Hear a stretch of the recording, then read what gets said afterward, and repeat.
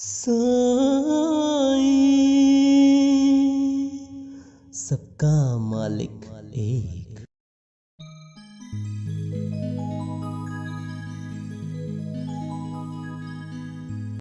साईं की पूजा बहुत सामान्य और सरल होती है।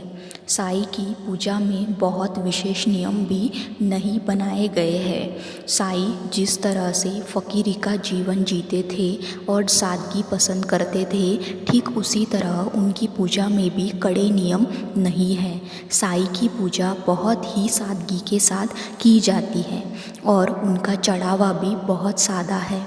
साईं को खिचड़ी पसंद थी और यही कारण है कि उनका विशेष प्रसाद भी खिचड़ी ही है। लेकिन साईं भक्तों को एक बात का ज़रूर ध्यान देना चाहिए कि साईं सच्चरित्र का रख रखाव सही तरीके से करना चाहिए। साथ ही सच्चरित्र के रख रखाव के नियम भी बताए गए हैं। साईं भक्त श्री साईं सच्चरित्र की पुस्तक अपने पास ज़रूर रखते हैं और मान्यता है कि इस पुस्तक को पढ़ने भर से साईं कृपा मिल जाती है। श्री साईं सच्चरित्र पवित्र पुस्तक है और उसकी पवित्रता का ध्यान रखना सबसे ज़रूरी है।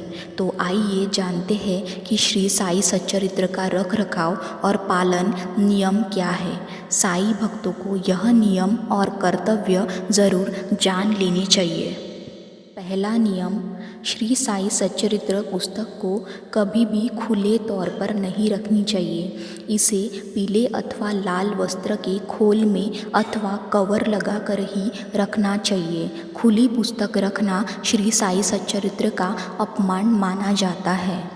दूसरा नियम, श्री साईं सच्चरित्र पुस्तक को कभी भी कहीं पर भी नहीं रखना चाहिए। पुस्तक का स्थान घर के मंदिर में होना चाहिए। संभव हो तो इसे साईं की तस्वीर या प्रतिमा के पास ही किसी आसन पर रखें। सीधे ज़मीन पर ये किताब नहीं रखनी चाहिए।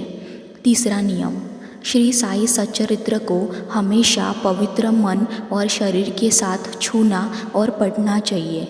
गुरुवार को इस पुस्तक को ज़रूर पढ़ें और प्रतिदिन कम से कम 15 मिनट पूरी श्रद्धा और विश्वास के साथ इसे पढ़ना चाहिए। इससे साईं की विशेष कृपा मिलती है। चौथा नियम, श्री साईं सच्चरित्र का पाठ रात को सोने से पहले ज़रूर करना चाहिए और मन मस्तिष्क में साईं के वचनों को पालन करने का निश्चय करते हुए साईं का ध्यान करना चाहिए। ऐसा करने वालों को साईं का आशीर्वाद और कृपा प्राप्त होती है। पांचवा नियम, श्री साईं सच्चरित्र पढ़ते समय संभव हो तो इसे पूजा कक्ष या साईं की तस्वीर के समक्ष पढ़ें। यदि यह संभव न हो तो मन में पहले साईं की छवि को दिल में उतार ले, फिर पुस्तक पाठ शुरू करें। श्री साईं सच्चरित्र पुस्तक को बांटना पुण्यकर्म माना गया है। साईं भक्त को यह कार्य करते रहना चाहिए। ओम साई राम।